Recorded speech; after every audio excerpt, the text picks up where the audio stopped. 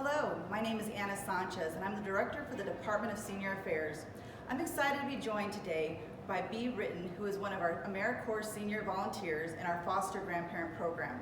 Last year, Bei was a volunteer at Apache Elementary in a kindergarten class, and today is going to be reading The Story of Ferdinand by Munro.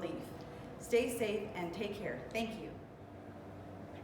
Hello, my name is Bei Ruetten. I'm a foster grandparent, and I'm going to read today from The Story of Ferdinand by Munro. This book was written in 1936. It's an old book, but it's still a good one. Once upon a time in Spain, there was a little bull, and his name was Ferdinand. All the other bulls he lived with would jump and butt their heads together. But not Ferdinand. He liked to just quietly sit and smell the flowers. He had a favorite spot in the pasture under a cork tree. It was his favorite, and he would sit in the shade all day and smell the flowers. Sometimes his mother, who was a cow, would worry about him. She was afraid that he would be lonesome all by himself. "Why don't you run and play with the other little bulls and skip and butt your head?" she would say. But Ferdinand would shake his head. "I like it better here, where I can just sit quietly and smell the flowers." His mother saw that he was not lonesome, and because she was an understanding mother, even though she was a cow, she let him just be there and be happy. As the years went by, Ferdinand grew and grew. He was very big and strong. All the other bulls who had grown up in the same pasture would fight each other all day. They would butt each other and stick each other with their horns. What they wanted most of all was to be picked to fight in the bullfights in Madrid. But not Ferdinand. He still sat quietly under the cork tree and smelled the flowers. One day, 5 men came in very funny hats to pick the biggest, fastest, roughest bull to fight in the bullfights in Madrid.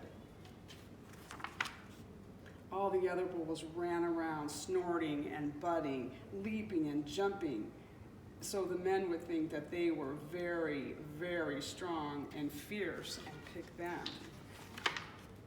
Ferdinand knew that they wouldn't pick him, and he didn't care.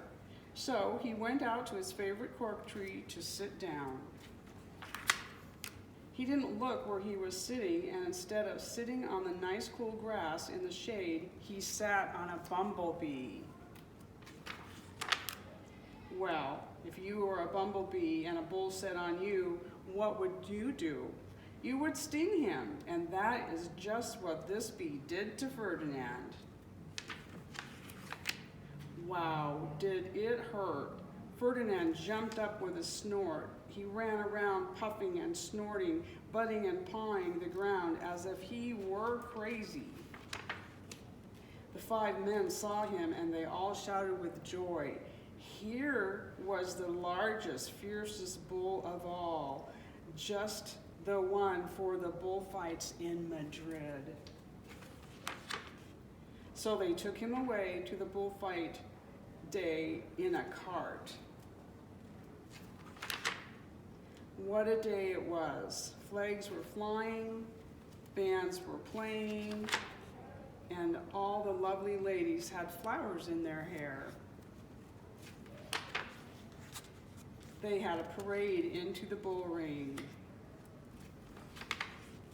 First came the bandoleros with long, sharp pins with ribbons on them to stick in the bull and make him mad. Next were the picadores, who rode skinny horses, and they had long spears to stick in the bull and make him madder. Then came the matador, the proudest of all. He thought he was very handsome and bowed to the ladies. He had a red cape and a sword and was supposed to stick the bull last of all. Then came the bull, and you know who that was, don't you? Ferdinand. They called him Ferdinand. The fiercest of the bandoleros were afraid of him. The picadores were afraid of him, and the matador was scared stiff. Ferdinand ran to the middle of the ring, and everyone shouted and clapped because they thought he was going to fight fiercely and butt and snort and stick his horns all around. But not Ferdinand. When he got to the middle of the ring, he saw the flowers and all the lovely ladies' hair, and he just sat down quietly and smelled. He wouldn't fight and be fierce no matter what they did. He just sat and smelled, and the bandoleros were mad, and the picadores were madder, and the matador was so mad he cried because he couldn't show off with his cape and his sword. So they had to take Ferdinand home.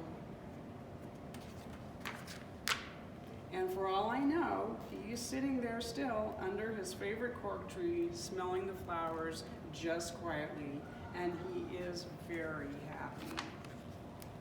The end.